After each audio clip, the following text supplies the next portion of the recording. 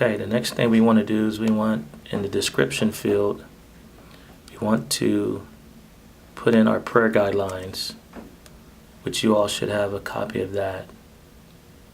So I just copy and paste that.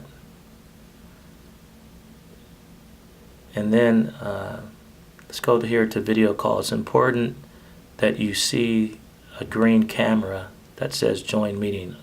If you don't see that, that means when people receive the invite, they won't be able to see, they won't be able to join you via video. I'll remove it. This is what it looks like without the camera.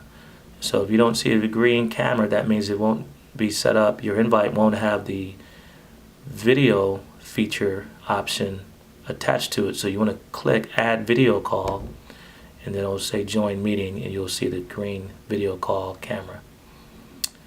Now if I wanted to, this is very important right here in terms of adding guests.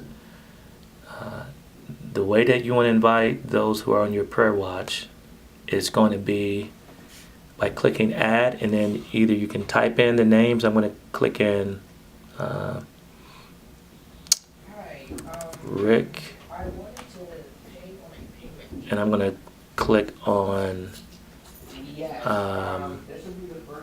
let's see, Dean Briggs.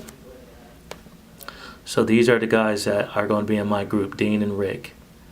And it'll say guest added, and you'll see the guests that have been added that'll be underneath the guest header. Okay? Let's go down to notifications. This is important because this will give your team a notification. And I always go here to the drop-down menu and I choose email. You have two options. You can either have a pop-up come up on their computer, or you can have email. I choose email. And I'll choose it like a couple of hours before the gathering. So I'll do one at 6 hours.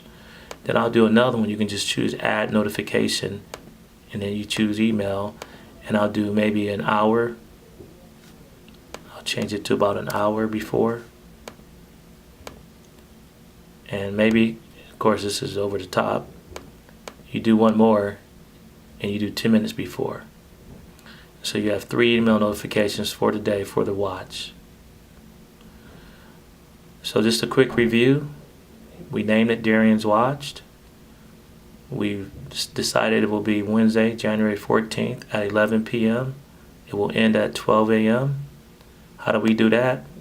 We click the box, and there's a drop-down menu allow you to put the time that you want to meet or to begin, and then here put the time that you'll end. We went here to click repeat. How do we do that? We came in here, we want to repeat weekly. We wanted to go for 2 weeks, so that means it's going to repeat on Wednesday, and it's going to stop after one occurrence. Because it's already scheduled for this Wednesday, the 14th. We wanted to end after one more occurrence, and we click done. And you'll see once to give you, basically it allows you to see how many times you're going to be meeting. And then we actually, for the description, we put in the protocol and the guidelines in that field. And then we added emails here by just clicking in the box and putting in an email. So if I wanted to add someone like my wife, Greta, now my wife is there. So of course I'll take her off because she has a baby.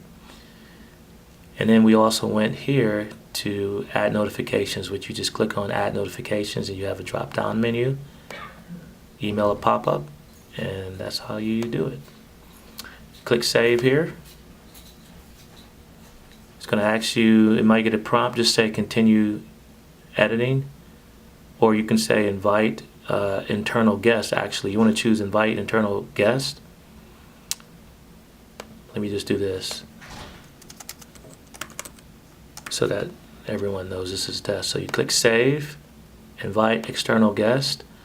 It says, would you like to send invitations to guests? I'm going to say don't send. So now you have the time, 11 p.m. Darian's watch test. If you go here, you should see video call, which means that this invite will have attached to it a video, which will allow us to video conference. And then all of your invitees will be able to choose yes, maybe, or no. And we have it Wednesday, January 14th, 11 p.m. through Thursday, January 15th, 12 a.m.